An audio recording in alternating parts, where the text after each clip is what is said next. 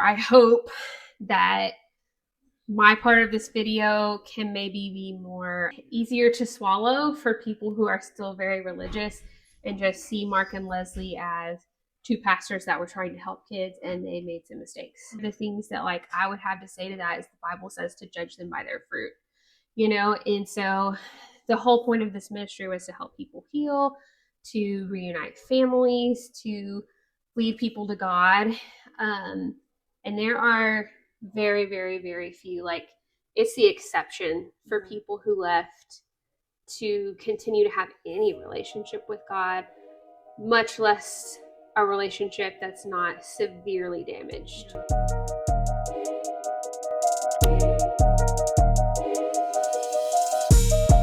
Emily, thank you so much for coming on.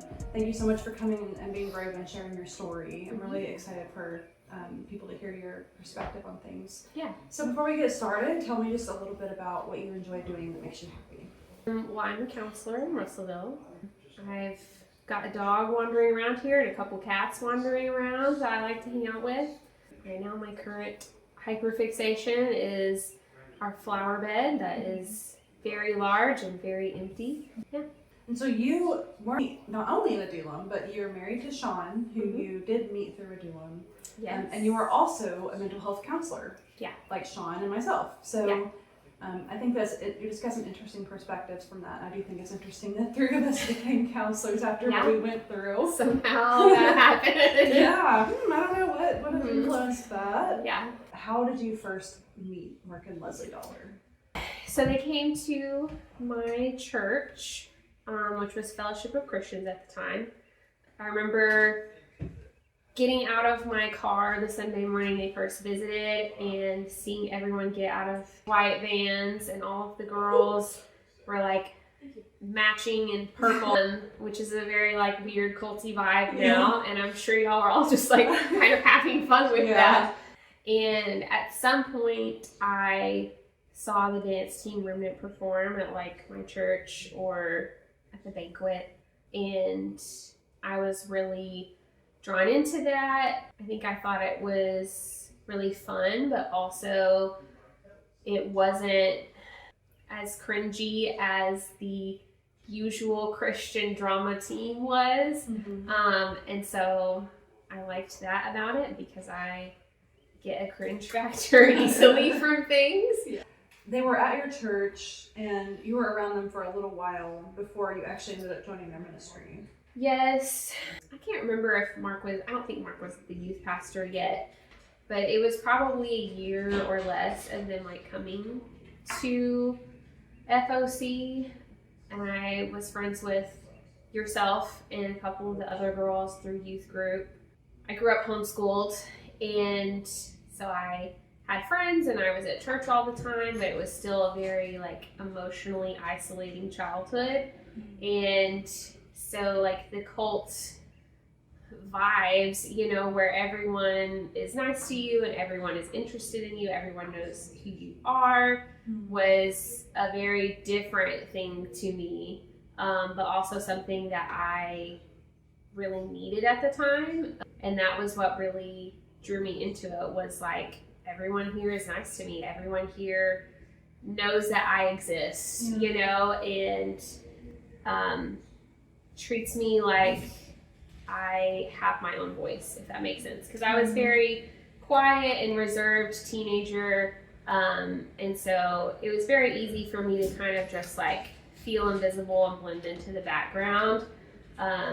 But when people are like paying attention to you and being nice to you and trying to get you involved in things, like I know I wanted to join the dance team, but there were several people that were like specifically encouraging me to do it also.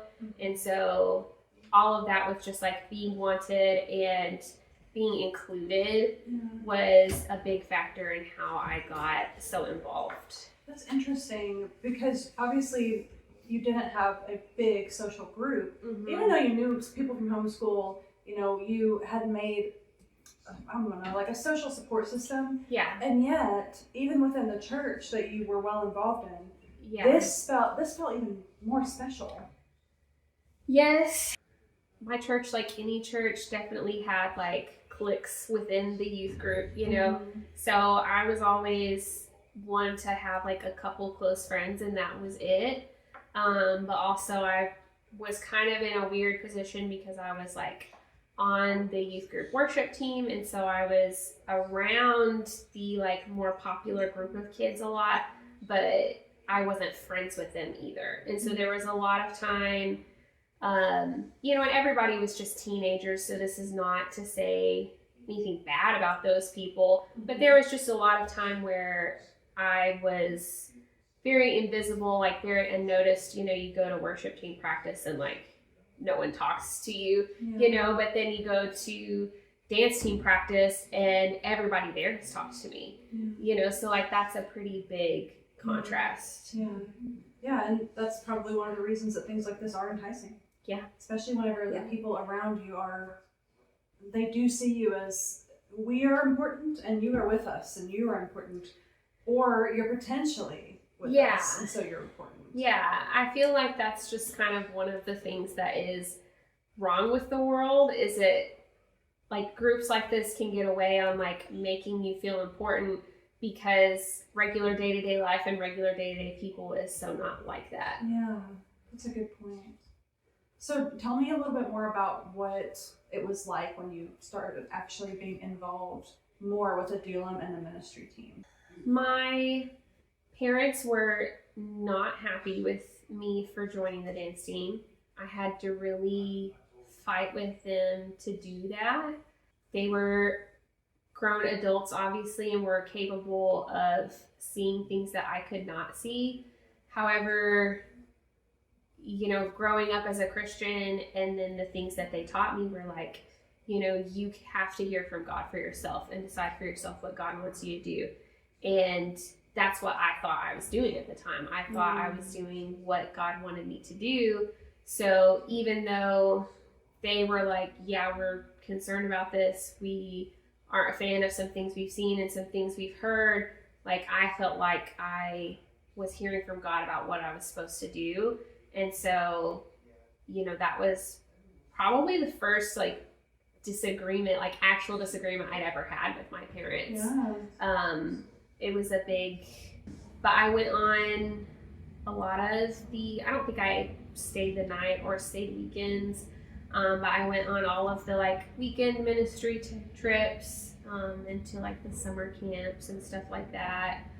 Even then, when I was like not particularly like a part of Adullam, I was just on the dance team because I like came from this good family and this good background. They could use that as like to the other kids that came from these troubled backgrounds, that could be used as kind of like well, Emily is better than you. Emily is more pure, more devout. You should be more like Emily. And there were definitely things that like, it was not very much, but there were small things that were like, you know, I wasn't expressive enough, I wasn't emotional enough, you know, I wasn't one, like, they wanted everybody to like jump up and down and scream and get really excited during worship, and that was just not me at all. I wasn't gonna fake it. So there were some things like that where like I knew that they weren't happy about that, but there was all this other stuff where they put me up on a pedestal also. And so I didn't really take any heat for that.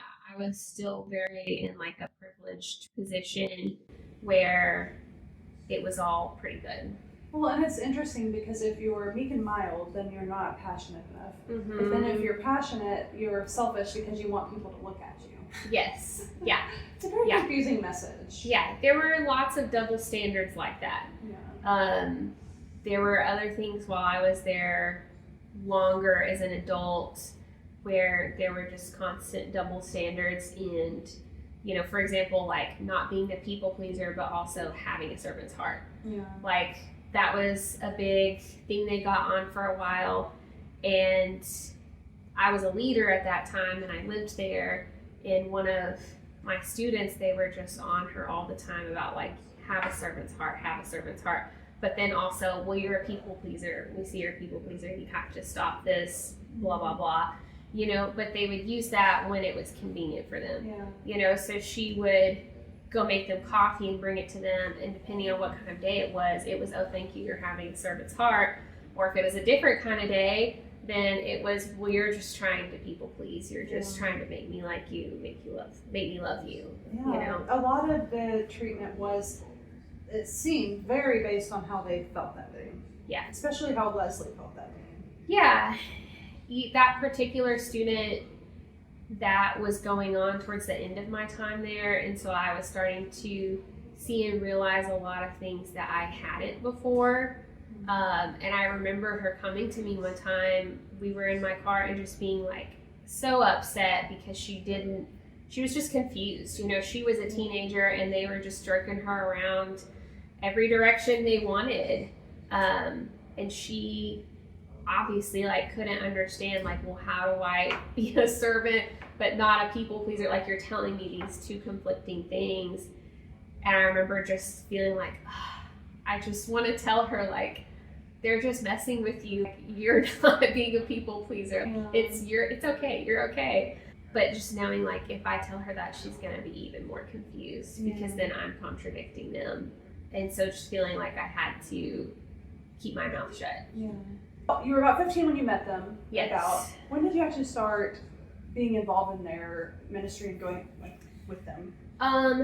So when I went to college, I originally was living in a dorm on campus, and I think maybe I was also a leader in the youth group or something like that. I feel I had a couple roles at the time aside from the dance team where I was at their house a lot and involved a lot. And so it was turning into a thing where I was there most weekends. I was there, to eat dinner a couple times a week. And I, again, same with the dance team, there was a time where I just thought that is what I was being called to do, was to move in and be a leader, because that was how it was set up. We had students and then we had people who were adults. We were just young adults, we're legally adults, but we are not adults, who were, over the students and the dorms and all of that stuff and mentored them and everything. And so I felt I was called to do that. I have lots of question marks with my relationship with God now. And, did God call me to be there? Did he not? I don't know. To know my husband there, I'm really grateful that I was a relatively safe person for all of the students that I had while I was there. And at the end of the day, I believe it was a cult, and there were a lot of complicated dynamics, but also I was there for the kids. And I think that's what kept me there through a lot of things. Sure. I had a family. I had friends outside of Adullam. I had a job and school, and I had all of these things outside of Adullam. And there were a lot of things going wrong while I was there. And if I hadn't had that strong feeling of I feel I'm supposed to be here, I probably wouldn't have been there very long. So your desire to help others was a big part of what drew you in and what kept you around. Yes. And it's funny because now I'm a counselor and that's my job. All of the values that I was raised with as a Christian were about helping other people. And so that was definitely a big part of who I was as a person. And I think that for Mark and Leslie, they could see that about me, because they definitely did. And they could just kind of feed me that, if that makes sense. And that was their leverage for you. Yeah, and just kind of make me feel good for how I was helping someone or how I was there for someone. I can't remember some of the comments that were made, But I remember a specific period of time where, as a joke, one of the girls started calling me mom. And then several of the other girls started calling me mom. Mm-hmm. And Mark kind of like was keeping that going. He's like, yeah, you're just a mama to them, you know, and obviously I wasn't old enough for that. And it was a very complicated feeling because I was helping raise them. I was really attached to them. And eventually the mom thing kind of got squashed because I think Leslie didn't like that if they were going to, even jokingly, because it was a joke, you know, like even jokingly, if they were going to call me mom, like why didn't they jokingly call her mom? Absolutely. You know? She always wanted to call herself Mom Leslie or whatever, but she didn't have that nurturing aspect that comes from you must, she was missing that a lot. Yeah. Okay, so you were with them ministering, getting little by little like deeper and deeper into this. Yeah. And it's so interesting because I feel like, you know, I started off as a weekender. Sean obviously started off not living there. A lot of people started off not living there. Yeah. But it almost seems like everybody gets pulled in to living there. Yes. This was while I was in school, I participated in a study about cults, and one of the questions they asked me was like, what were the recruitment tactics for the cult you were in? And I really had to stop and think about it because I was like, man, there was so much just like non-verbal communication. Like you didn't have to be told that they wanted someone to move in. Maybe they would say that, but not necessarily. Like you could tell by the other comments they made, like they just really saw like God had a purpose for someone, or really felt like there was a calling on such and such person's life. You know, like they would make these comments and they would treat that person special, and that signaled to everyone else to do the same thing. Whenever you began getting more involved, maybe tell me a bit about, I guess, the times when you felt you were not seeing or rationalizing some of the things that were going on, because we know that you obviously were really caring about these kids and you wanted it to be a good thing. So it took a while for that to come to your mind. So when I first moved in, I was still a freshman in college. I moved in the middle of my freshman year. And there were a good handful of girls at the time. Maybe the most girls that lived there during the time I was there. And there were multiple different girls who were coming to me, you know, multiple times a week with, hey, this thing happened, Leslie said this, or Leslie did this, and they would be hurt and upset. And they were coming to me to talk about that they were upset, basically. And I had just freshly moved in. I hadn't seen all of that side of things yet, or I had just barely glimpsed it at most. And so they would tell me these things, and I would, you know, internally be like, what? Really surprised. They did what? She said what? So there really was a lot of hidden stuff that you really just didn't see when you didn't live there, even though you were in the ministry. Yes.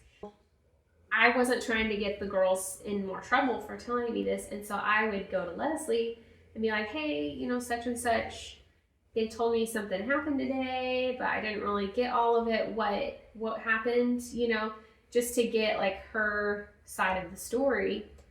And she would tell me her side of the story, not knowing what they had told me. And it would be completely different, where she had done nothing wrong, hadn't said that thing, or it was some different version of what she said. And so given these two options, like, do I believe the adult? Do I believe the child? Do I believe the pastor? Do I believe the troubled teen? Right. Like, that was who I believed. I just thought, oh, they're just lying. They're just being manipulative. That was another big word they like to use, is manipulation. Yeah. It's because they were good at manipulating. And that's a good point, because I think that's what a lot of teachers experienced, and a lot of people who were kind of on the outskirts of Adullam, when they did get these glimpses of things that were wrong, they thought, oh, well, these are troubled kids. They're probably not used to this kind of rule or that kind of repercussion for their actions. Yeah. Because I came from a relatively like sheltered, narrow childhood, it was easy for someone to just tell me, well, they're just being manipulative. And for me to be like, oh, well, like, I guess I haven't experienced this, so I wouldn't know, you know, like I was just going to take their word for it because I didn't have the life experience with lots of different kinds of people. True. So what about whenever things did start becoming a little more clearly mistreatment and abuse to you? There were a few times early on. Leslie would always lose it about the laundry. I don't know what it was. Yeah, with the laundry. She really did have a thing about the laundry. She always lost it about the laundry. Yeah. And Sean and I had moved in about the same time, and I remember there was one time where she had just lost it about the laundry, and we very briefly talked to each other, and we were both just like, what is the deal? Like, what's going on? This is inappropriate. Mm-hmm. And there was another time, I had been there a little longer at this point. I remember I was there. I know Sierra talked about this in her video already. But me and a couple of the girls were hanging out in like the den area on a Saturday, and Leslie was going somewhere. She had came out. She was all ready to go. And she told us, hey, there's some laundry. Y'all do it if you want to, but you don't have to. And then she left. A few hours later, she comes back. We've just been hanging out on Saturday. We've just, you know, like, we've done the things that we were required to do. Mm-hmm. So there was by no means anything of like anyone was skipping out on chores or things they were supposed to do. Heaven forbid you take some time to relax. Yes. And so she comes in, she sees the laundry isn't done, and she just loses it and starts screaming and yelling. This was when she threw a metal laundry basket at Sierra. I remember specifically there was a hole in the wall from when she threw the laundry basket for a number of years until it was fixed. Wow. So she loses it and she's screaming and yelling. Everybody gets sent to their dorms. That was just kind of just a pattern of if she got really mad, they would be like, everybody out. And then they would call everyone back later for a big meeting, basically. That was what happened. We all got called back over to the big house. And Leslie's sitting in her chair, literally like almost she's always in see this in my mind. But she's sitting in her chair, and she pointed out a couple people, and she pointed out me, and she goes, I know you're mad at me. And I was like, yep, I am. And I told, you know, I was very Christian at the time, and I told her, I was like, when you act like this, you're ruining your witness to all the other girls here because you're supposed to be an example to them. And you said that? Yes. Wow. And her older daughter, Caroline, wanted to protect her mom. She was a teenager, of course she did. And she was like, maybe we should take this somewhere private. And I was like, no, it happened publicly, so we can talk about it publicly. And we take everything else public. Yeah. And that was the main time that I ever stood up to them. Mm-hmm. And I was very nervous about it, but it was very obviously like needed to be done. Yeah. And she accepted it on some level, like cried, apologized, which, I don't know, it's kind of surprising that she did. Sometimes she would cry and apologize for things. Sometimes she wouldn't. Mm-hmm. She would always still continue the same pattern, so the apologies never really had that much of a meaning if you're just going to keep doing the same thing. Well, and every time, because she did that with us too, but when she would have these moments where she would cry, a lot of times it was because she had done something wrong. Yeah. And then she wanted our reassurance that we still cared about her, that we still saw her as a mom or a leader or whatever, and she wanted us to make her feel better about it. Yeah. And that was exactly what happened in that big family meeting. Everybody went around, because she was like, well, I'm so this and that. And everybody went around and reassured her, myself included. Yeah. And I do remember, so Adullam would go through these phases, or Leslie, Mark and Leslie, however you want to say it, they would go through these phases.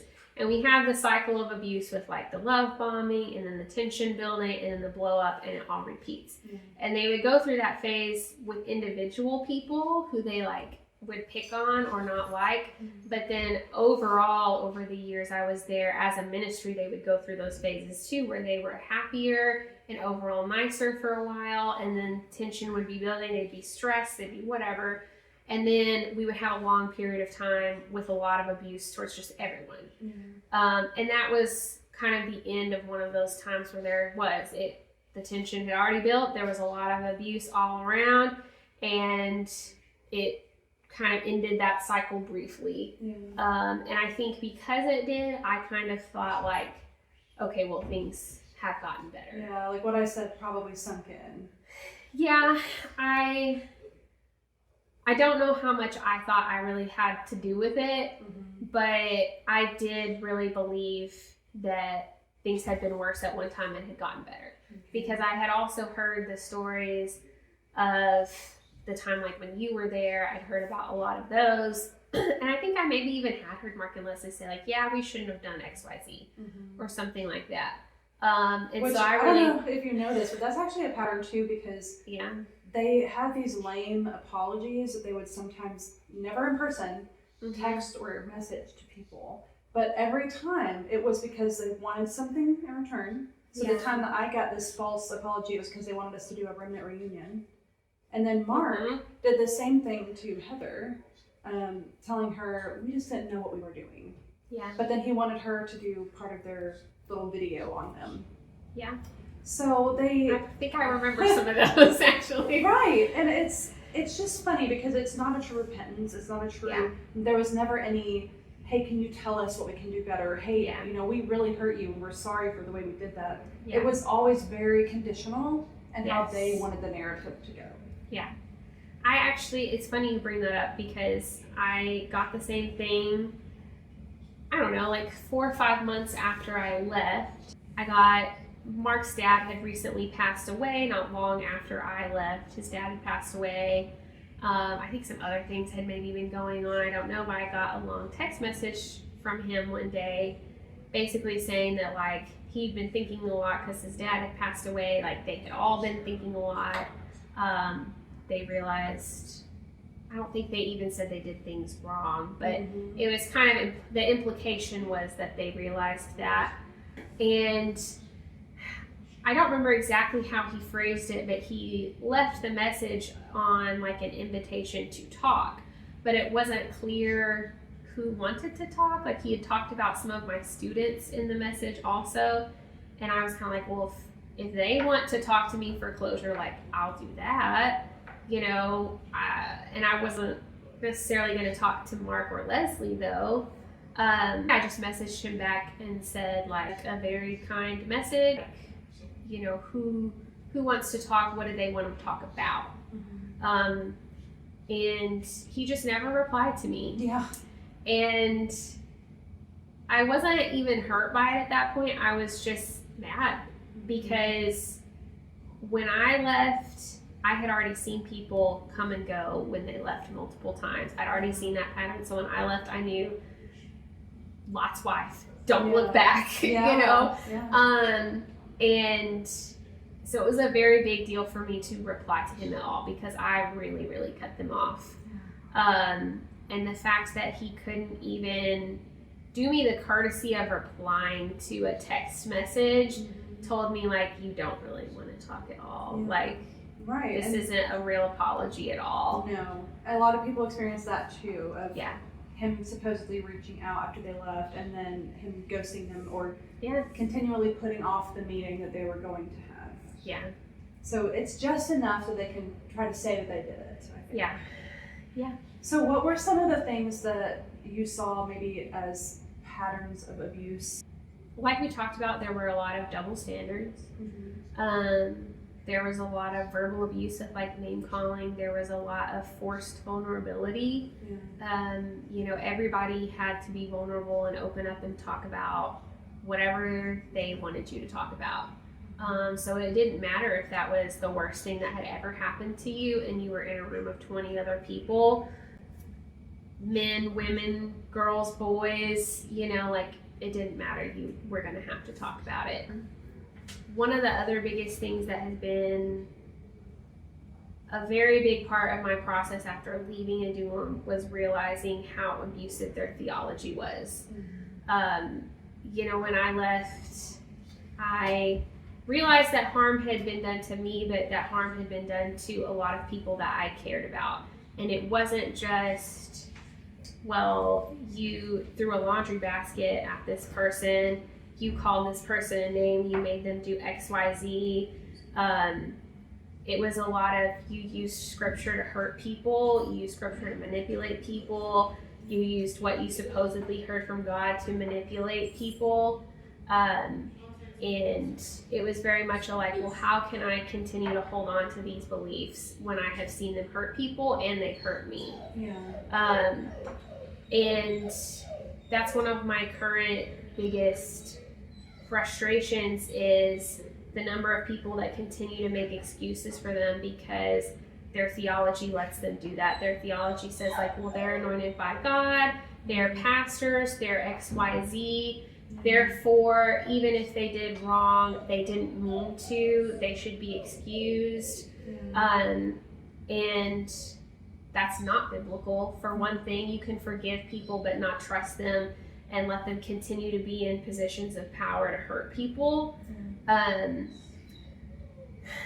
But there's a lot of just like the theology of you have to be undercover. That was a big thing. You have to submit to their authority. So that was used as a way to, you have to bring all of your decisions to us. And they would have to control all of your decisions. And there were multiple times where I had a very internal struggle between what I thought I was hearing from God and what they told me they were hearing from God, and that those were two different things. So what are you supposed to do with that?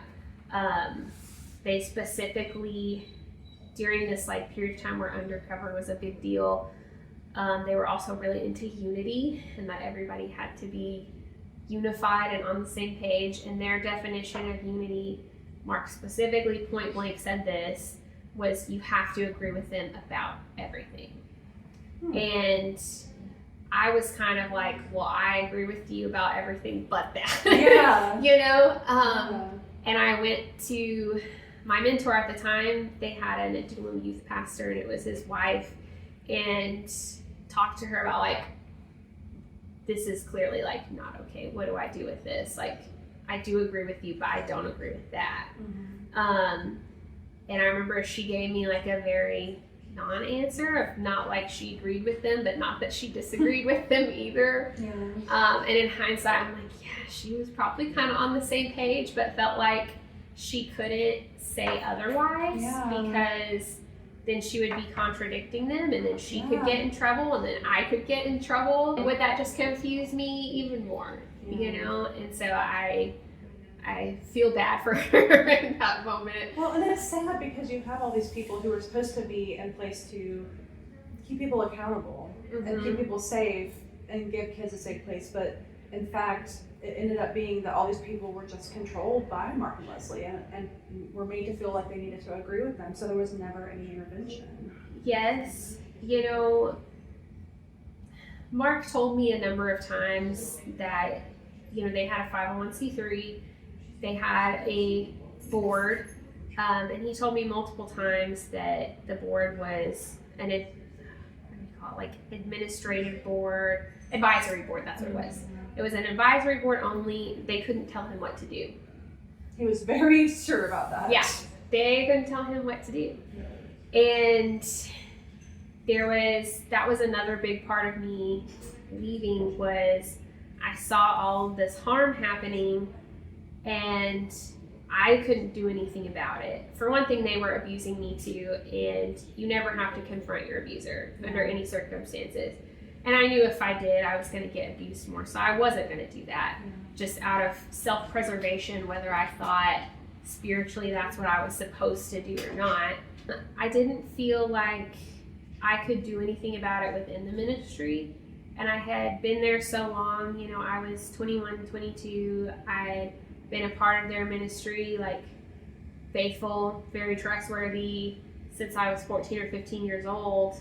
And I felt like if anybody has a right to bring forward concerns, it's me, but somehow like I know that that's not going to get anywhere. And I kind of went through the list of like, well, who can I bring this to that could do something about it? And there wasn't anyone. His board theoretically couldn't tell him what to do. They were not connected to a local church, even though if they were, like, that pastor couldn't have made him do anything either. The director of the board at the time was Mark's best friend. So if I had gone and talked to him and then he'd gone and talked to Mark would have been like, oh, she's just mad, she's just offended, she's just disgruntled, whatever. They would have just discredited me and nothing would have come from it. Which you had probably seen them do to people time and time again, because that was always happening in their ministry. Yes. Anybody who ever left, they were always running from God. They just wanted to live a life of sin. They just XYZ. They just couldn't handle it. Yeah, there were just all these bad things about that person. They always left the wrong way, too. That was a big one.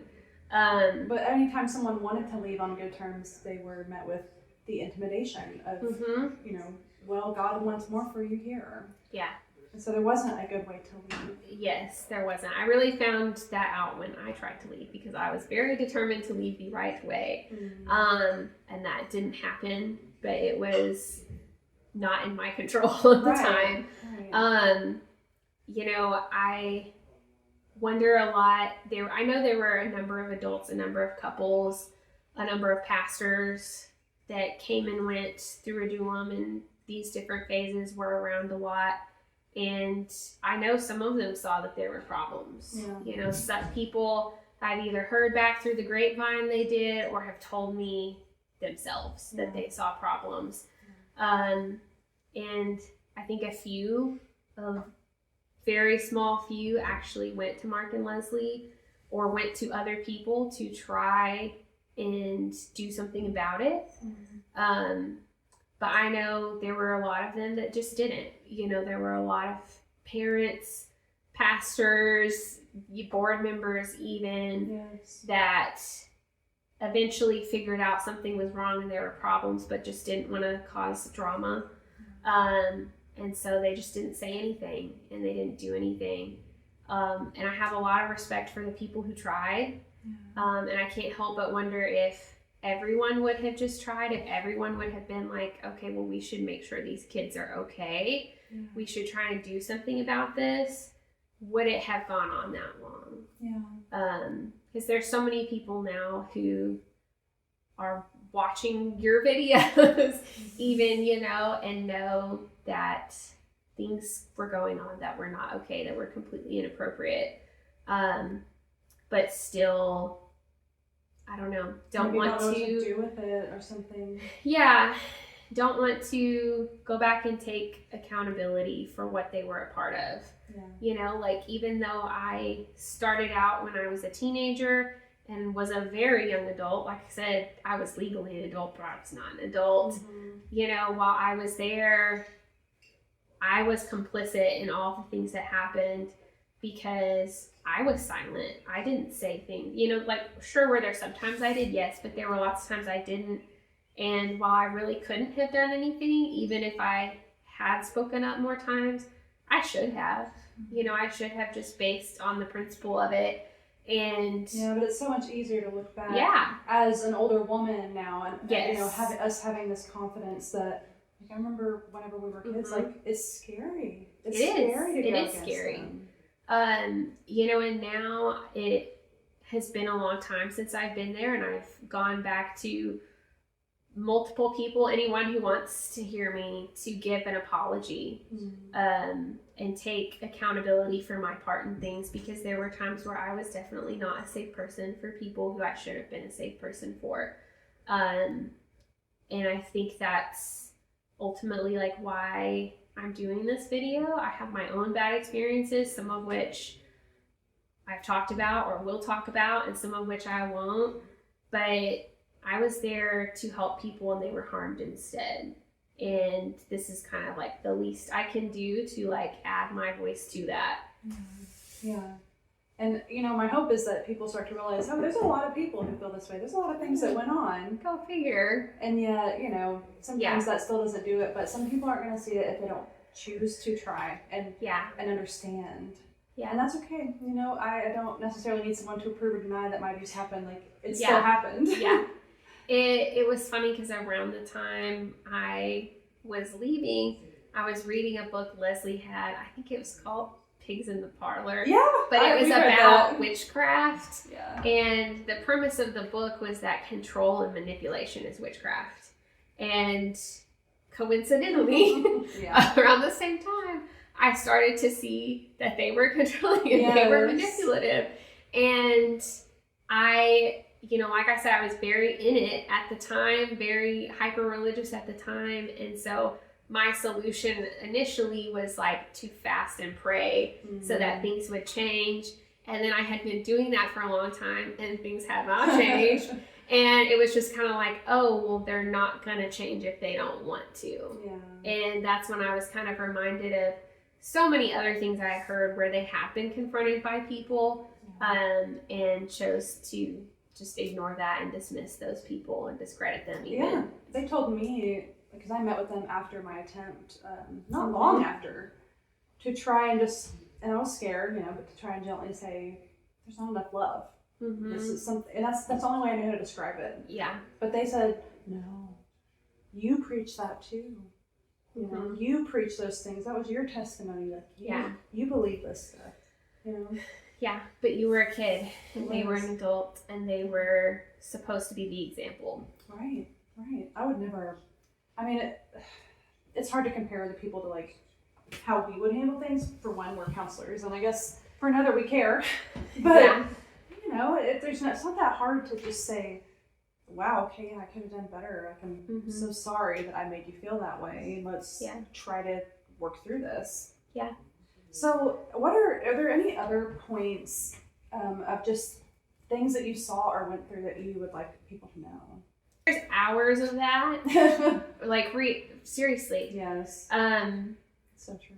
When I left, I was going to multiple people for advice of like how to leave right. And I was just like, I have hours worth of things that I could tell people just from the last 2 months. That's another thing that makes it so hard, is that you can't describe this kind of abuse and treatment and make it make sense in a short amount of time. No. It's very complicated. It's complicated for us to even put words to.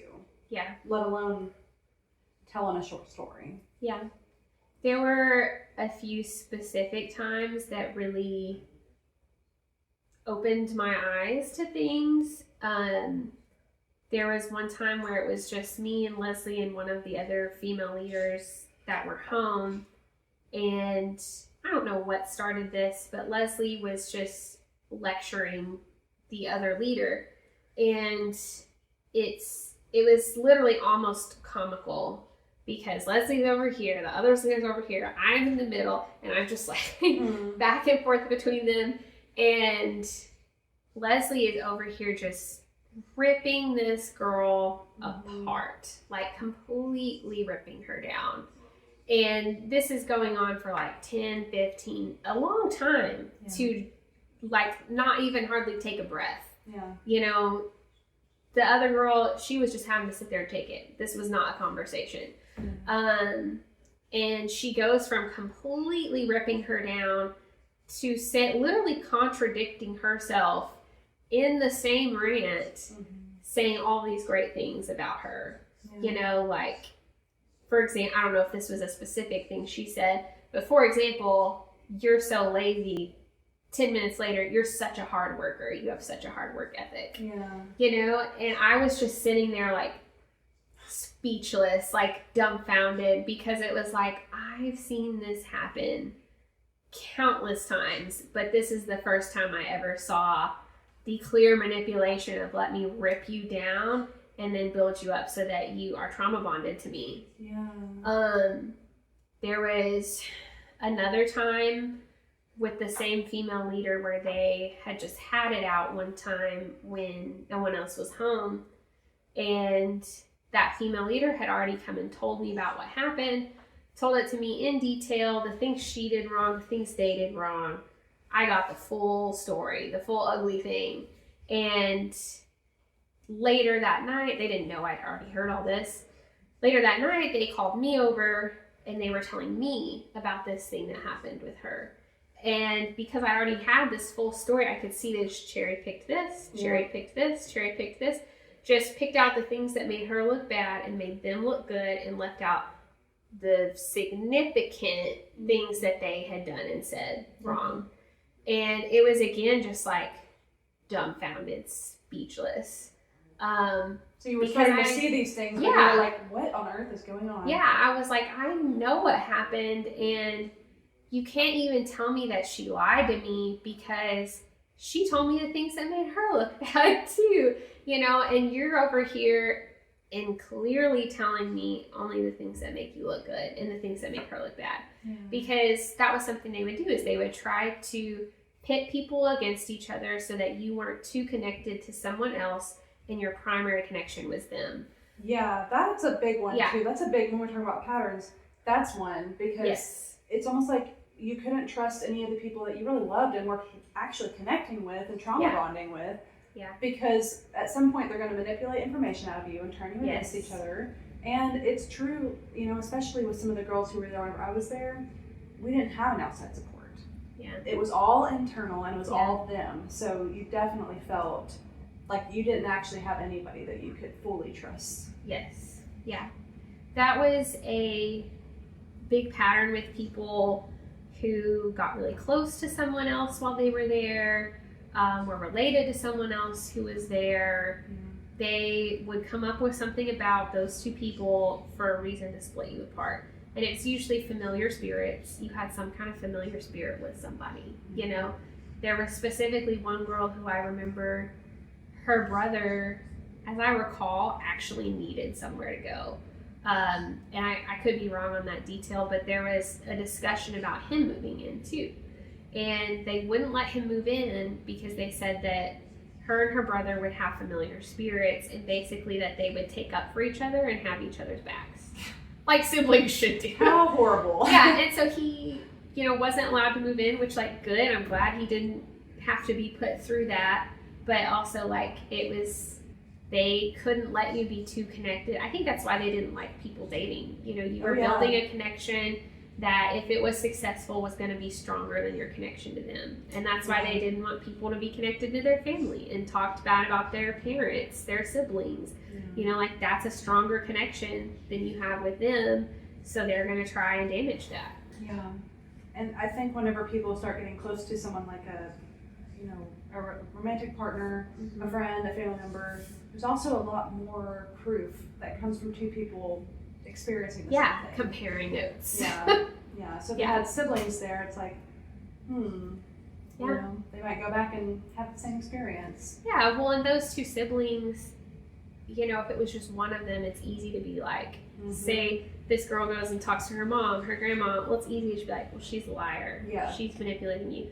But if both of them are saying the same thing, it gets a lot harder. And then you've got parents, grandparents, whoever, that are mad at you and pulling their kids out. Yeah.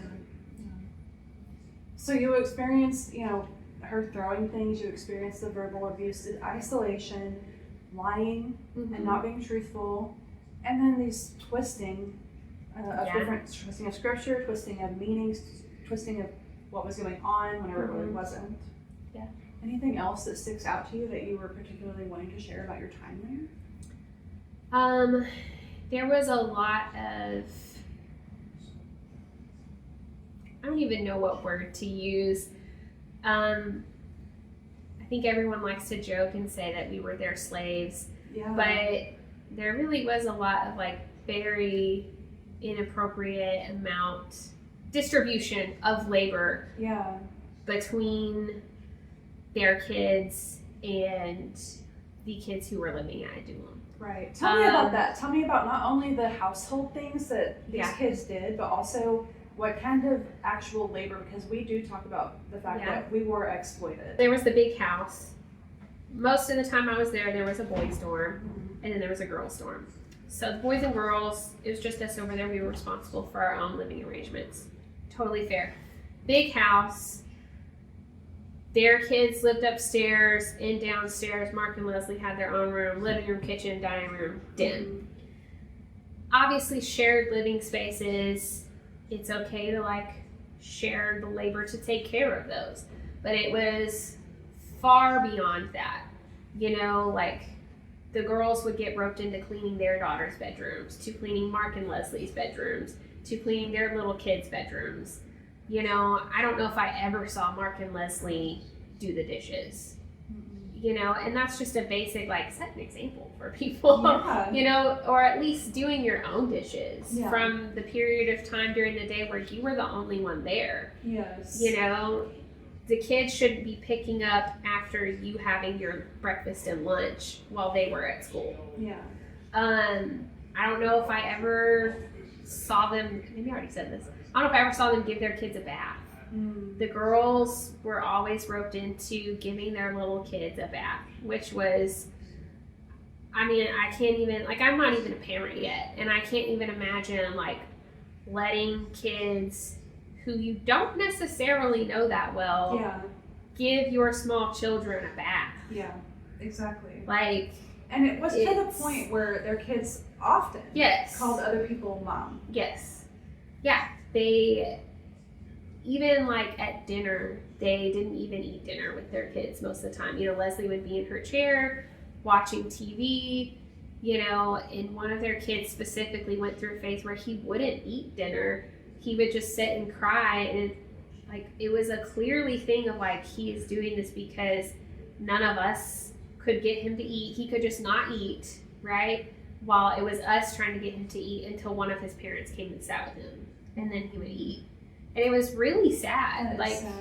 There's a lot of stuff with their younger kids, you know, and like those stories aren't my stories to share, but it's really sad the extent to which we saw them be neglected. And the fact that I think more than one of the girls, maybe even like 3 or 4 of the girls were so close to some of their younger kids, they like felt like they couldn't leave because then who would take care of that kid? Because they were the one who got that kid dressed and ready for school and gave them breakfast and gave them baths and made sure they had like literally fixed their plate for dinner. Like, all the it's things really that sad. Make you connected to your parent. Yeah. But you're right. I don't think I ever saw Leslie and Mark cleaning. Now, Mark would occasionally do physical labor with us. Yes. He would oversee it. Not to mention the fact that we were always remodeling their houses and always making it nicer based on people's donations. Yeah. And what else did you see as far as like the slaving and the laboring for them? You know, this was maybe more of a double standard, but there were a number of times where I was very frustrated because, like I said, we girls, we had our own mini house basically, but we were pretty much not allowed to be over there unless we were sleeping or getting ready to go somewhere, getting ready to go to bed. You know, like to just hang out over there and watch a movie or just hang out on Saturday morning. That was not allowed. We had to be over at the big house to clean. And there were times where we would get in trouble because our dorm wasn't clean enough, but we weren't over there long enough to clean it. We would have spent all of our time at the big house cleaning their house. And again, like, it's not like you can't help pick up after messes that everybody made, but that's not what was happening. It was kids, you know, cleaning their kids' bedroom, Mark and Leslie's bathroom, you know, Mark and Leslie's room, the girls' rooms upstairs, you know, like helping them. It was far beyond the normal expected, like, we share and take care of things that we all use. Yeah. And then what about the labor aspect? As far as like, were you there when they built the extra tiny house and did all the remodeling to the outside of their house? I think I was, though I don't really remember it. There's a lot of things that are very fuzzy to me that happened there. There's some things that are just like clear as day, like, you know, but there's a lot of things that are really fuzzy, and you know, someone who is there at the same time with me, like, they can be telling me about it, and I can be like, okay, I think I remember that now that I'm hearing about it, but I wouldn't have necessarily remembered it otherwise. And there's a lot of things that I hear about now, and I'm like, I know I was there for this, and I get a sick feeling in my body when you tell me about this, and I just can't remember it. And like, those are the times that I feel like I've just blocked out because I was so, it was abuse to other people, but it was people that I was supposed to be responsible for, and helped take care of and helped protect. And the fact that I was always helpless in those moments and uncomfortable and didn't know what to do, those have been the things that like I've just blocked out. Yeah, and that's what trauma does, right? Yes. We all remember different things, and that's why it's so interesting when we all have been coming together and talking about this, like on our group for a few years and in person. It really does bring up a lot of memories for us. Like I think for me, I remember so many details of things that happened to me, but then there are people that I forget totally about. Yeah. You know, but it's true. We do have kind of blocks depending on what was relevant and most hurtful to us too. Mm-hmm. Yeah. Tell me a little bit more about, you were there when they had DHS kids, right? Yes, For a little I bit. was. And so you also experienced them telling you that you had to lie to the caseworkers. So I was raised to follow the rules. Yeah. And they were, I believe it was like a legal home, but not a licensed home. It was some kind of distinction like that for DHS. And there were a number of rules that came with that, like kids that were underage and kids that were overage couldn't share bedrooms. So many kids couldn't be in a bedroom together. And I'm sure there's a number more that I don't remember anymore. But specifically in our girls' dorm, there were people overage in bedrooms with people who were underage. And we had too many kids living there total and too many kids in bedrooms total. And so I was kind of like, again, being more of a rule follower at the time, I couldn't understand why they didn't just like shuffle bedrooms around. Yeah. You know, and in hindsight, I'm like, okay, well, they wanted the older kids that were more under their thumb to be keeping an eye on and reporting back on the younger ones. Yeah. But eventually I kind of sneakily made it where the adults were in one room and kids were in their own rooms. But that took, you know, like a year and a half or 2 years of like kind of slowly pushing and then being like, hey, maybe this person can move here, you know, as things shuffled to try and get it that way. But they, you know, they would give all the girls instructions about, hey, like if a caseworker comes over, you don't live here. You say you sleep in this room. You say you sleep in that room. You say you don't live here. Yeah. You know? Now, didn't she compare it to something? Yes, that's what I was trying to remember. I very specifically remember Leslie justifying lying to the caseworker and telling the kids to lie to the caseworker by saying it was like hiding Jews from the Nazis. That's wild. It is. That's really crazy. so, you have to think so highly of yourself to think, for one, that you're that good. But there's no reason for you to be doing this. Well, her idea and what they like to say, you know, was like they were changing kids' lives. They were saving their lives, basically. That was the idea. Right. And so that's her connection. Is like, the law is against us, you know, and we are saving them from this terrible life. And that's how they felt about a lot of things, because they talk a lot about not bowing to the opinion of man and not living as the world does or as the world expects and causing a disruption to the systems. And there are reasons that some of these things are in place. People have been taken care of and trying to perfect the system for a long time. And while it's not perfect, we have some things in place for a very specific reason. Yeah. That's just so prideful to think that you're above that. Yeah. So I guess they eventually stopped taking the DHS kids though, and I wonder if they maybe got pushed out. I'm not sure how many we actually took through that route. You know, another thing that has stood out to me now that I'm a counselor and I'm a mandated reporter is I was told multiple times by Mark, I don't know why you would talk about this, but I remember him telling me multiple times about before I was there, one boy molested another boy in his sleep. And I lived there when that happened. Yeah, and one of these boys was an exchange student, and however, they continued to have exchange students after that for multiple years. And they let that kid And they let the kid that was the offender come back and live there as an adult. Yeah, I think he left twice and came back twice. Yeah. At least. And obviously, like, had that been reported, they wouldn't have had exchange students anymore. Yeah. Like, there's no way. Yeah. You know, and it clearly wasn't reported. No. You know, as pastors, they do have a mandated reporting responsibility. I've heard mixed things. I've heard some people say that they may not be held to the same standard, but to me, you're working with kids who are vulnerable. Yeah. Why would you not want to report it? Oh, probably to protect yourself. Yeah. Yeah. It's sickening. Well, and I know with some of the DHS kids, like, you know, there were some things that I think people started seeing, you know, probation officers and social workers that maybe they didn't like very much. Yes. I imagine so. I imagine that they could clock that things were not normal, and they could talk to kids alone and tell that kids were not being upfront. Yeah.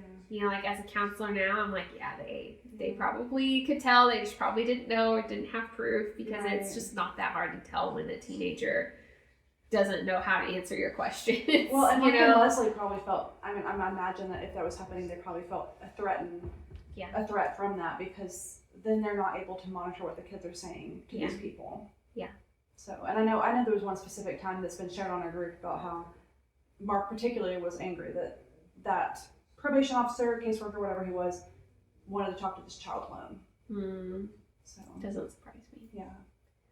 And what do you think, Emily, about some of this theology that is wrapped up in this? And, you know, I'm reading a book right now on spiritual abuse, and one of the things that this author mentions is that the more rules in religion that there is, the easier that it is for that abuse to start occurring. You know, I came from such a heavily religious background. You know, I was in a non-denominational church, but then I was homeschooled, and homeschooling comes with a lot of like extreme conservative people, and, you know, like your school books, all of these things. So I was really primed from all of this, like, in my opinion, extreme theology anyways, to accept anything that was even more extreme. You know, like, I don't even know where to start with all of that, because there's so much. I don't know. Whenever you look at that now, do you feel like there definitely needs, I'm wondering, for me, I feel like there needs to be some reform. There needs to be some willingness to learn about what abuse is, and what might even be healthy and unhealthy with how we direct people. You know? Yeah, you know, when I was more of in your time, and like the very, very early in my time, they were really into the nameless and faceless thing. Yeah. And they had lots of kicks they would get on with, like, a pastor, a church, a certain teaching, whatever. But they were really into the idea that, like, the less of me, more of you kind of a thing, but to the point that you don't have your own identity. Yeah. And that's something that they would gladly say outright. Like, I'm sure if they watched this video, they would be like, hell yes. You don't need an identity. Yeah, identity's in Jesus. Yes. Because apparently you can't have both. Yeah. Yeah. There was a lot of black and white thinking like that. Yeah. There was a big push to come out of deception. This is a Chris Valentin teaching from Bethel. To come out of deception, you have to trust someone else more than you trust yourself. And I can see, like, on your face, you're like, oh no. I hate it. You know, because that is just prime for them to use and be like, well, you're deceived, so you just have to trust us. And that's how you come out of deception. And so there were a lot of things like that with other people, things like that with myself, where that could just be used against you, and they could just say, like, well, you're just wrong, you're just deceived. Yeah. You know, and teach you not to trust your own thoughts. Yeah. And your own ability to hear from God for yourself. Yeah, absolutely. So would you be interested in telling me a little bit about your experience from your side of you and Sean's relationship?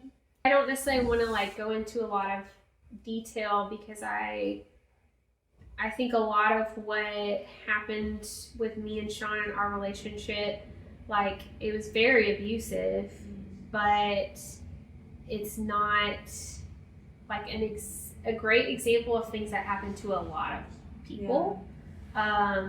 Like most people didn't try and openly be in a relationship while they were at Adullam, and that was why. Most of the time I was at Adullam, I was in a very privileged position, and so I was not one of the people that was targeted for the vast majority of the time I was there. And that was another thing that kept me thinking that like things were okay, is because I was a good little Christian girl and they weren't doing this to me, so it must be because of what I'm doing, and these other people who are being targeted, it must be because they are actually doing things wrong, even though they weren't. So when we finally got to me and Sean potentially being in a relationship, or actually being in a relationship, it was, I had been going through a lot at that point in my life. The whole time I was at Adullam was the worst my mental health has ever been. At the time, there was a lot I didn't understand and know about mental health and know what was going on, and now I look back and I'm just like, oh, that was bad. And also my physical health was just completely falling apart. A lot of us experience that. Yes. And I don't think people realize that psychological and emotional abuse is really harsh on us. I know I mentioned in Sean's interview that, stress and cortisol, that affects our bodies, but it really does cause us to physically be sick because of how stressed we were. So I now have a number of chronic health issues, and they all started while I was there. And one of them specifically, the research shows that it is rooted in trauma. Like as much as you can ever blame something like that on a specific event, I can blame that on Adullam. But my health was just completely falling apart the whole time I was there. My mental health was terrible. But I don't even know how sometimes, but I just was able to kind of just, I think, depend on being a young person, to just kind of like ride it out through everything. And then when it finally got to our relationship, I think that was their opening to finally have something to use against me and finally have something to tear me down for. Because kind of before that was kind of like a culmination of all of my physical health and mental health stuff that had been going on. Like that was the first time in my life that I had panic attacks. I was having terrible intrusive thoughts, really dark intrusive thoughts. And I was sick all the time. And when I say all the time, like I mean it very literally. And so all of that had finally culminated, and it was all a reason for them to say like, well, you're not good enough for Sean. But basically just that I wasn't good enough for him. Even though, there was no evidence to base that off of. Like, I had always been trustworthy. And again, like, I don't say that out of like a prideful thing of like, I was so great. I just mean like, literally, like, I didn't have time to do anything wrong. Well, some of us don't like I was very dependable, there was no reason for them to be so against it. And so it was very confusing to me at the time. And I think it was just finally their thing that they could use to, and this is like an extreme way to put it, but it's also true. Like it was finally their thing to break me down over, and make me more dependent on them. But ultimately it was the thing that made me see what was going on too. It took some time after that because I was confused by everything that they were doing and saying in our relationship. And then after that was kind of over at the time, it took a while to see like all the other things that were going on around me. Because again, like once that relationship ended, the abuse towards me ended too. Like that was the point. That's why they did all of that. Right. Like we said earlier, like anytime you had an emotional connection that could compete with theirs, they wanted to get rid of that. So once you started realizing things were wrong, and things began to become clearer to you that something wasn't right about this and that it wasn't going to change, how did you start the process of separating yourself? Like I said earlier, I was very fixated on the idea of leaving the right way. Yeah. Everything in my life up to that point was about doing the right thing, so that was going to be no different. So I did the whole fast and pray thing and realized like, oh, they just don't want to change. And so at that point, I went and got advice from people that I felt like were godly and could give me good advice about how to leave and what to do. And I can't remember if this was actually before or after I left, but something that really stood out to me and helped me was I was talking to someone at one point, and I think they had suggested that Adullam was a cult. And I was kind of like, well, I don't know about that. I think maybe they're just toxic, something like that. And they told me, well, just because they're not the most extreme version of a cult where like people are getting murdered and we don't leave a compound doesn't mean they're not a cult. And that really stuck with me. And so I went and got advice from some people about how to leave, and there's not really good advice for that, just to be honest. Yeah, there's not. There's, I knew good and well that if I went and talked to them, there would just be more abuse. And so that wasn't really something I was willing to do. But also, like, I was attached to them. They were like my second family. I was attached to the girls that were my students there, and like the idea of leaving them was really painful.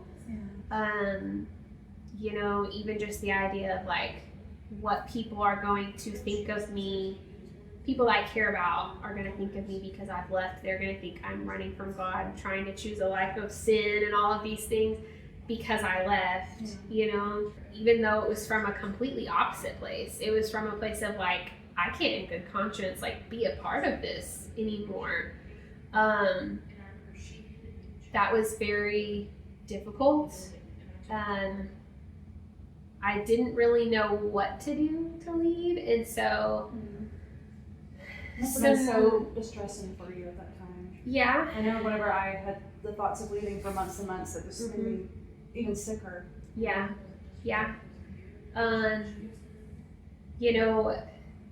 Leslie had gotten upset with me about something, and she was, I don't remember what she said specifically, but I basically was like, I had done something she didn't like, and I was basically trying to tell her, like, I'm exhausted. I was in my senior year of college at that point. I had an internship, and I was working, and I was going to class, and I was working at Adullam. And I ended up just saying like, okay, I'm really exhausted. I'm just going to take a week away and I'll come back. And she accepted that because I was sick all the time and it was obvious. I was exhausted. And in the middle of that week, because I still hadn't decided what I was going to do, I just knew I had to leave. Someone else at Adullam that I was friends with went and talked to them about leaving. And that was a whole messy situation. And I was not there, but I still got roped into it. And I later heard all of the things that were going on at Adullam at this time, but on my end, I was just in my dorm, and I get a call from Leslie, and she goes like, hey, such and such told us that you think we're really controlling and that you're leaving, real soft, real quiet. And I was just like, well, this is as good as anything. Yeah. And so I was like, yeah. And she goes, okay, I'll let you go. And I was kind of like, Okay. no, we're going to do this. Oh. And so I told her, I was like, yeah, I feel like you guys are really controlling and manipulative, and I don't feel like I can be a part of this anymore. And it wasn't a long conversation. It was over the phone. That was not great. That was not what I would have chosen. Although, again, like, it was as good as anything. Nothing was going to be good. And that was how I left. I did not get to say goodbye to anybody. And that was really hard. I later found out that what had been happening at Adullam, I was not brought up ever. You know, so this whole thing about, hey, such and such says you think this, that was a lie. So they just said that to see if you would say yes? Just to see what I would say. Wow. And multiple people have corroborated that to me, at least 3 people. It's kind of funny because I wasn't there, but all 3 of them tell me the exact same thing of like, yep, she was really mad, and she was like, well, I'm gonna see what Emily has to say about this, and stormed off, literally like this, in her phone, slams her door, but then she gets on the phone with me and is like, hey, such and such says blah blah blah, like so manipulative. Literally, like, you did the exact thing to get this out of me. You did the exact thing that I was saying you were doing. Like, how ironic is that? Which they projected everything onto others. Yes, they did. Later on, there were 3 girl students at the time, and I just wrote each one of them like a letter telling them how much I loved them and how great they were, and probably something to the effect of like, it's not your fault that I'm not around anymore. I didn't say anything bad about Mark and Leslie. Tried not to even say anything about them at all. And I sent it to one of the girls' school email addresses because I knew that was the only way they were going to get it. And that was probably at least a week later, and it turned out they had not even told the girls that I'd left. That was how the girls found out I left. Which was very upsetting to me. And after that, Mark texted me this like threatening text of like, how dare you contact the minors in my care without my permission, and don't you dare contact them again. And I was just like, like, I have a personal relationship with them, They're human beings. And not your ownership. I wasn't going to them and being like, well, this is what they did to me, and this is blah, blah, blah. Join my cult. I wasn't trying to make them upset or hurt them or turn them against anyone. I literally was just telling them how much I loved them and how great they were, and, that, like, I was sorry I wasn't going to be around them anymore. And you were an enemy just that quick. Yeah. You were a trusted leader, and so wonderful and precious, and then who do you think you are contacting my minors? Yes. It's sad, though. Yeah. Like, we can laugh about it, but it's also really sad. Yeah. Yeah, Mark, he liked to pull, like, that the law was on his side. Oh, yeah. That was... And in case we haven't clarified this, like, he said he was a honorary probation officer. He said he was a probation officer. That's such bull. He would threaten to call the police on people, literally even one of their kids, I believe. Oh, well, they used to do that to Eli as a threat. That's what I was thinking. That's abusive, too. Yeah. When Eli was a little boy and would be really dysregulated, and they were really harsh on him, but they would then scare him and tell him that they were going to call, but they would have kids pretend to be on the phone as police. I mean, it's it sick was really now. sad. Looking back at it, it's like, that's really terrorizing for a child. Yeah, it is. Is there anything that you wish people knew or understood about what you went through, or the kind of things that go on there, or even about Mark and Leslie, or even just about, what you're seeing here today? Is there anything that you wish people understood more? I hope that people who were involved and had contact and were in a position of authority, I hope that they can take this as a thing into the future of like, okay, the next time I like have this feeling about something, I'm not gonna let it go. Yeah. What would you encourage people to do whenever they notice things like that? You know, I think that there's not like a perfect route, a perfect choice. You know, there's a lot of, in the Christian community, there's a lot of like not causing offense with people. Yes. But there's some things that are worth causing offense for. Yes. And I think that is just as biblical as anything else. Especially, you know? when it comes to, these are kids Yeah. and very young people. Yes. And those little kids and those very young people deserve to be protected by those of us who are in a position to do so. Yeah. And I think that's why we're also standing up for that. Yeah. You know, there was one adult that was involved for a long time that they were suspicious, made some hotline calls to DHS to get them investigated. Mm-hmm. And they were very mad and upset about that. But now I look back and I'm like, I'm so glad he did that. You know, like his conscience is clean, yes. you know, because he did everything he could. Yeah. And I wish other people would have done the same thing and not been so afraid to just like rock the boat. Right.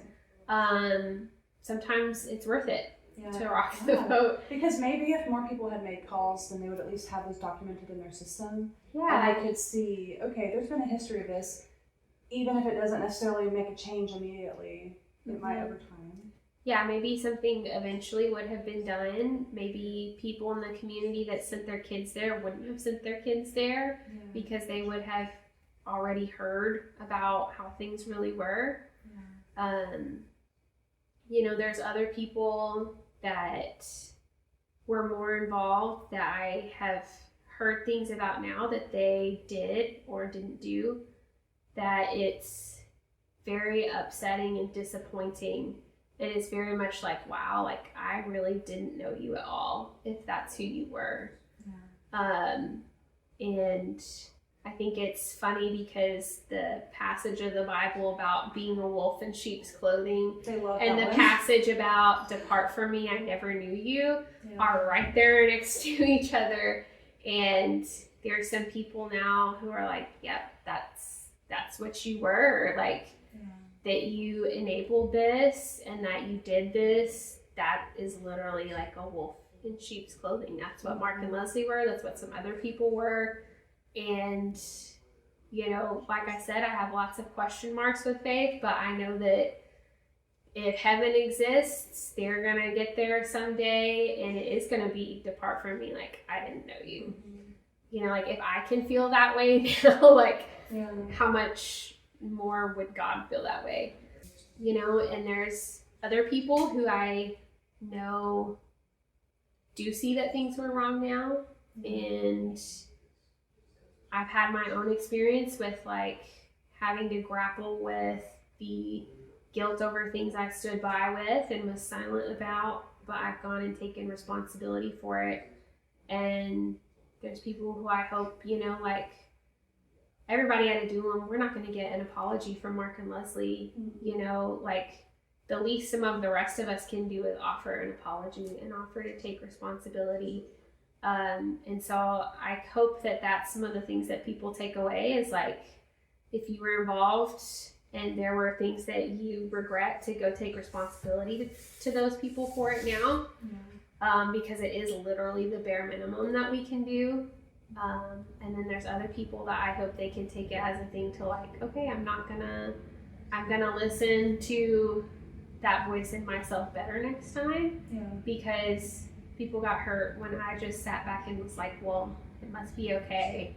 They're pastors. You know, when you just make excuses for people. Right. And even going back to what we were saying about like making reports, trusting yourself, like doing something when you see something, there are other options too. I mean, you can alert religious people in your community. You can alert the police and see if they want to have a private investigator. You can alert the FBI and see if they want to investigate it. And even if, like we said, even if it doesn't actually do anything the first time, over time, those tips do make a difference. Yeah, something you get taught a lot as a counselor is to make a report, whether something will come from it or not, whether you're sure there is abuse or not, because it leaves a paper trail where over time all of these things will be collected together and a better educated decision can be made on future reports. You know, it's very easy to make a hotline report. There's literally a website. You could go on there and type it out. You don't even have to sit on hold. Right. Thank God for that. Yeah. And it used to have to be on the phone. Sitting on hold. You're there a long time. Always. But that is very simple and easy thing to do. You are not going to get in trouble for making a report if you don't know if it's true or not. Yeah. You're not. Just say, like, I'm not sure about this, but this is what I was told, and I'm worried. Right. There are definitely pastors, I have absolutely no doubt, there are pastors of multiple prominent churches in town that had people in their church come to them with concerns or saw concerns themselves. I know the church I'm thinking of that I was involved in definitely saw me as the bad guy. Yes. But then over time, before they kicked Mark and Lizzie out, began to see what we were seeing and still never publicly address it. Just kind of.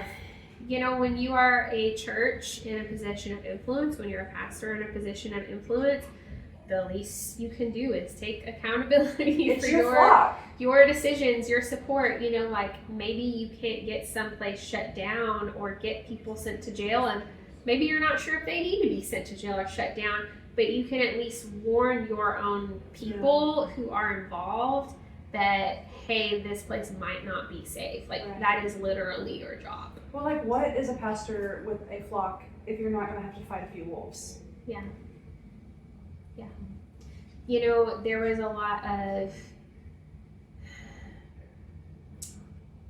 no accountability for Mark and Leslie, right? You know, like, they bounced from church to church. Whenever that church kind of caught wind of things, whenever there was a little argument, you know, the board president was his best friend. Or one of the board presidents was his best friend anyways. He was also friends, or at least like to say he was very close friends. I don't know how true it was, because there were a lot of things they said that weren't true. Right.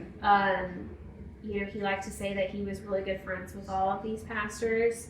You know, and so I hope that that wasn't true, and some of these pastors knew better and saw better. But also, if they were friends, I hope that they, you know, would be more cautious in the future and listen to people. You know, when you are in a helping profession, you get a lot of criticism, and so I understand how pastors could hear things about other pastors and be like, oh, you know, and like feel bad, like, but that is you being easily manipulated. Yes. And sure, sometimes people make things up and say things, but most of the time they don't. Right, a very small percentage. Yeah, you know, and so the least you can do is listen to people. Yeah.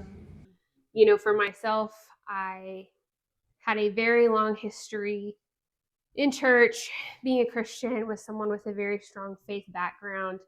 And you know, like some other things I've already said in this video about, you know, I had to realize that the beliefs were part of the harm, and to deconstruct those, you know, like this is it's been a very damaging thing. Like at the end of my time there, I was kind of like, oh, I see now why the people who leave here leave and don't have anything to do with God anymore. Because even though I have, you know, the majority of my life outside of Adullam, the religious trauma I endured while I was at Adullam is the thing that overrides all of that. You know, like that's how trauma works. We know in the brain how these things work, and that's how it is. You know, it's extremely difficult to, you know, like I say scriptures in this video and it makes me uncomfortable to even say those things, you know, and I'm certainly at a place in my faith where like I have a lot of questions about things, but I'm fine with having those questions. I don't have to have those answers. You know, but talking about these things makes me really uncomfortable. Being at church makes me really uncomfortable. You know, healthy churches and toxic churches do a lot of the same thing. You know, like healthy churches pray, abusive churches pray, you know, so like abuse during prayer, sorry, your brain doesn't differentiate. Well, do you have any other thoughts or points that you would like to say? Anything you would like to say to Mark and Leslie, or anything else you just want to say to wrap it up? I could probably keep thinking of things, but no. Okay.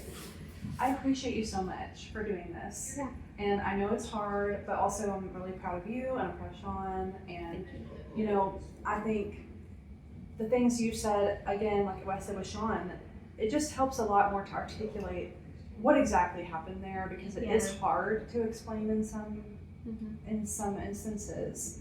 And I think we're still trying to make sense of it in some cases and learn about it and the phenomenon of control and of cults and abuse and religion. So thank you so much.